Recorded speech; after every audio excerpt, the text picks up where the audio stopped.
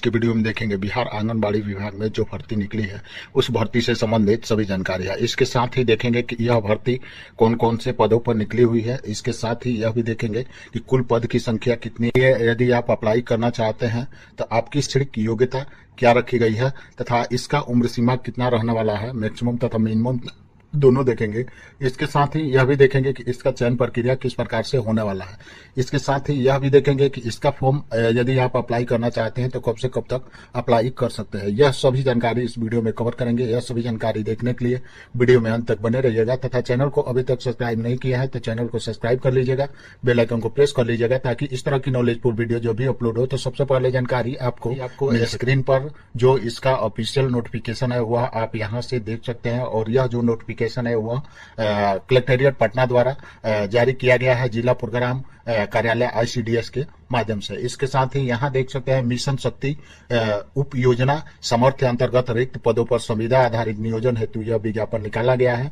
और यहाँ आप पद का नाम देख सकते हैं कि क्रेज वर्कर एवं सहायक क्रेज हेल्पर के पदों पर यह भर्ती निकली हुई है। साथ ही इसका यहाँ विज्ञापन संख्या आपको देखने को मिल जाएगा। इसके साथ ही यहाँ नीचे में आएंगे तो देख सकते हैं यह जो भर्ती है समाज कल्याण विभाग बिहार सरकार द्वारा निकाला गया है। इसके साथ ही कुल जो भर्ती की संख्या है वह 12 है। अभी यह भर्ती बिहार में पटना जिला में चल रही है। बाकी के जिला में भी बारी बारी से यह भर्ती आने वाला है। जी भी बारी बारी से सभी जिला में यह भर्ती का विज्ञापन जारी होते जाएगा। आपको इसी चैनल पर के माध्यम से आपको जानकारी मिलता जाएगा। अभी जो वर्तमान वैकेंसी है वह पटना जिला में निकली हुई है। यहाँ देख सकते हैं आंगनबाड़ी केंद्रों पर क्रेज यानी पालना घर का संचालन किया जाना है, उसके लिए यह भर्ती किया जा रहा है। इसके साथ ही यहाँ नीचे में आएंगे तो आप देख सकते हैं कि पटना डिस्ट्रिक्ट में जहां जहां पर यह वैकेंसी है उसका नाम दिया हुआ है। यहाँ जिला का नाम देख सकते हैं और परियोजना का नाम यहाँ दिया हुआ है।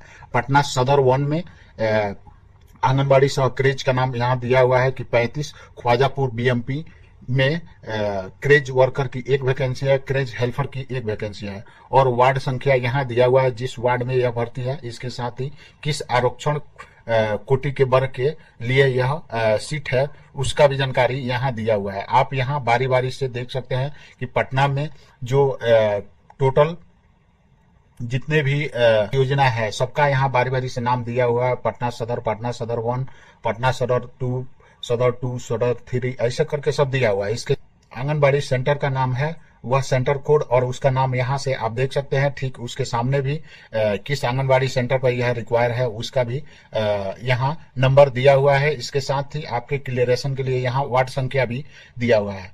तो कुछ इस प्रकार से यह सभी जानकारी आप यहाँ से देख सकते हैं। और नीचे में आएंगे तो जो भी इच्छुक महिलाएं हैं वह यदि इसके लिए अप्लाई करना चाहते हैं तो यहाँ जो इसका शैक्षणिक योग्यता है वह आप देख सकते हैं कि यदि आप क्रेज वर्कर के लिए अप्लाई करना चाहते हैं तो जो न्यूनतम इसका शैक्षणिक योग्यता है वह मैट्रिक है।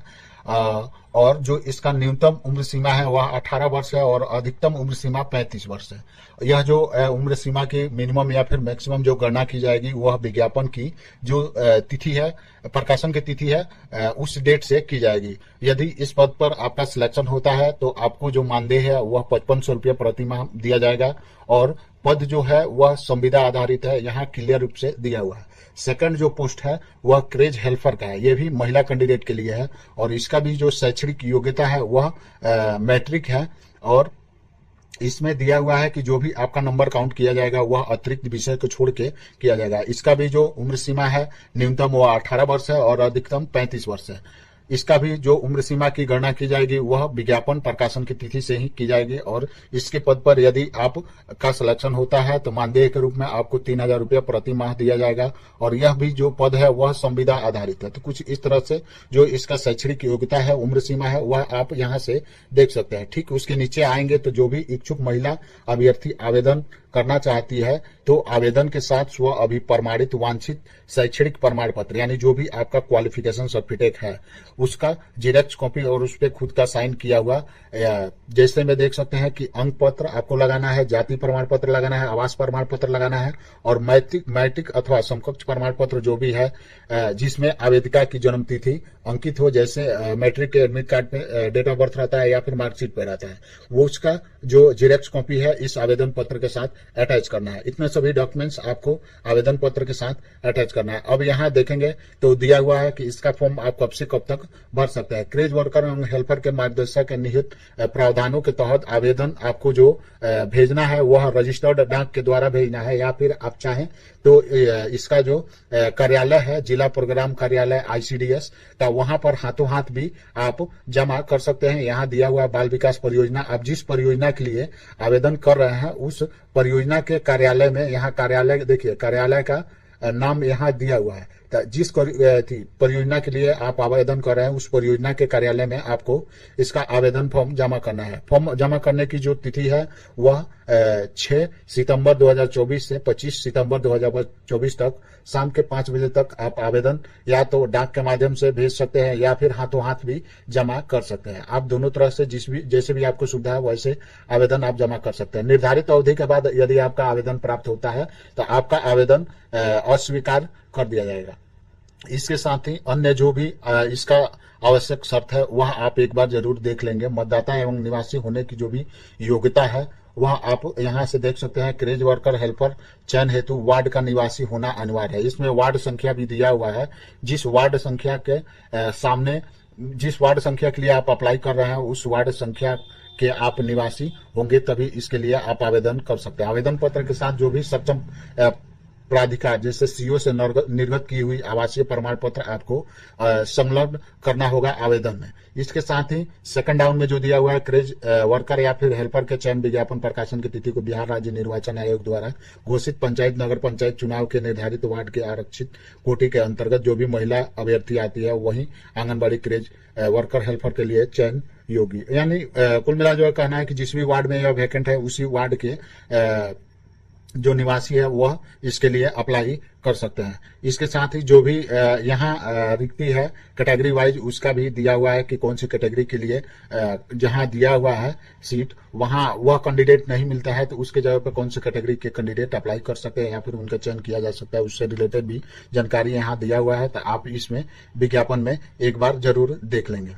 अब यह सभी जानकारी पढ़ने के बाद आप जिमी स्क्रॉल डाउन करके नीचे आएंगे तो जो भी इसकी सूचनाएं है वह नीचे में दिया हुआ है। क्रेज वर्कर हेल्पर पद वार समर्पित आवेदनों में सर्वोच्च शैक्षणिक योग्यता वाले अभ्यर्थियों का चयन किया जाएगा। यानी जो सिलेक्शन प्रोसेस है वह आप जिसका भी सर्वोच्च शैक्षणिक मतलब सबसे ज्यादा क्वालिफिकेशन होगा उसी का चयन किया जाएगा। 2 या 2 से अधिक अभ्यर्थियों की सर्वोच्च शैक्षणिक योग्यता समान रहने के स्थिति में मेगा अंक वाले उम्मीदवार का चयन किया जाएगा। जैसे दोनों की जो शैक्षणिक योग्यता है समान है तो उस कंडीशन में सबसे ज्यादा जिसका नंबर होगा उसका चयन किया जाएगा। यदि वैसे भी कैंडिडेट मिलते हैं जिनका सर्वोच्च शैक्षणिक योग्यता भी सेम है और मेगा अंक भी सेम है, उस कंडीशन में सबसे ज्यादा जिनकी उम्र सीमा होगी उसी का चयन किया जाएगा। तो इस तरह से जो भी इसका सिलेक्शन प्रोसेस है वैसे वह दिया हुआ है। तो आप इसको एक बार ध्यान से पढ़ लेंगे और इसका जो आवेदन फॉर्म है आप डाउनलोड करना चाहते हैं या फिर विज्ञापन डाउनलोड करना चाहते हैं तो यहाँ लिंक दिया हुआ है। यह लिंक आपको डिस्क्रिप्शन बॉक्स में भी मिल जाएगा।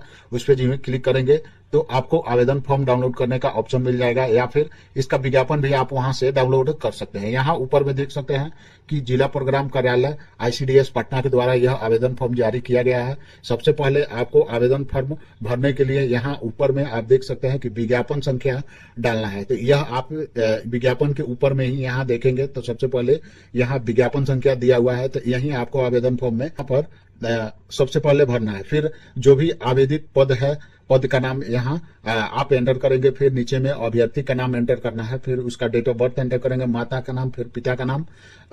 यदि शादीशुदा महिला है तो वह अपने पति का नाम यहाँ एंटर करेगी। फिर उसके नीचे जो भी आपका अस्थायी पता है जिला के नाम के साथ वह आप एंटर करेंगे। ग्राम पोस्ट प्रखंड जो भी है वह पूरा डिटेल से इसमें ऐड करना है। फिर वहीं पत्राचार का पता भी यहाँ आप एंटर करेंगे। इसके साथ ही यहाँ नीचे में आएंगे तो बाल विकास परियोजना का नाम जिसके लिए आप आवेदन कर रहे हैं ऊपर में दिया हुआ है उस परियोजना का नाम यहाँ एंटर करेंगे। फिर आप जिस केंद्र संख्या जैसे आंगनबाड़ी केंद्र संख्या के लिए आप आवेदन कर रहे हैं उसका नाम डालना है। फिर उस वार्ड का नाम डालना है जिसके लिए आप आवेदन कर रहे हैं। यह सभी जानकारी ऊपर विज्ञापन में आपको यहाँ देखने को मिल जाएगा। यहाँ आप देख सकते हैं कि परियोजना का नाम लाइन बाय लाइन दिया हुआ है। फिर यहाँ आंगनबाड़ी केंद्र का नाम और संख्या दोनों दिया हुआ है। इसके साथ ही यहाँ आपको वार्ड संख्या भी देखने को मिल जाएगा। तो यह सभी आपको विज्ञापन में ही देखने को मिल जाता है। तो आप इसमें से देख के जिस भी केंद्र संख्या, वार्ड संख्या के लिए आवेदन कर रहे हैं वह आप यहाँ से लाइन बाय लाइन फिल कर देंगे। फिर नीचे में आएंगे तो आपको अपना कैटेगरी सिलेक्ट करना है कि आप किस कैटेगरी से आते हैं, सामान्य से आते हैं या फिर अत्यंत पिछड़ा, जो भी है आप अपने अकॉर्डिंग इसमें सिलेक्ट कर लेंगे। फिर नीचे में आएंगे तो आपको अपना मोबाइल नंबर यहाँ भरना है, फिर ईमेल आईडी भरेंगे। इसके साथ ही यहाँ जो जिस भी विषय से आप मैट्रिक पास किए हैं वह विषय एंटर करेंगे। फिर किस वर्ष में आप पास किए हैं उस वर्ष का नाम, वर्ष एंटर करना है। फिर जितना नंबर आपका आया वह नंबर एंटर करेंगे, उसका परसेंटेज निकाल के यहाँ परसेंटेज एंटर करेंगे।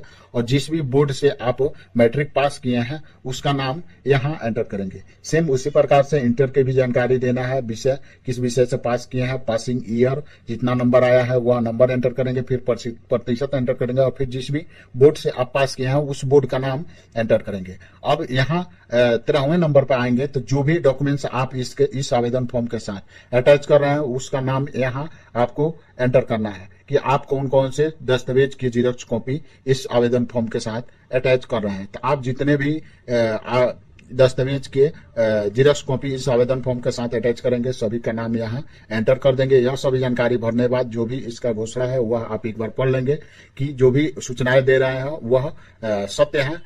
फिर यहाँ नीचे में आपको डेट डालना है जिस डेट में यह आवेदन फॉर्म भर रहे हैं, और जो भी कैंडिडेट है वह कैंडिडेट से यहाँ साइन कर बाद आप यहाँ ऊपर में दिया हुआ है कि आप दो तरह से आवेदन कर सकते हैं। या तो आप चाहे तो रजिस्टर्ड डाक के द्वारा जो भी यह एड्रेस दिया गया है परियोजना का इस पे आप भेज देंगे इस पता पे, या फिर आप हाथों हाथ जाके जमा कर सकते हैं। आई होप कि मेरे द्वारा दी गई जानकारी को समझे होंगे। मिलते हैं इसी तरह की नेक्स्ट नॉलेजफुल वीडियो में। जय हिंद।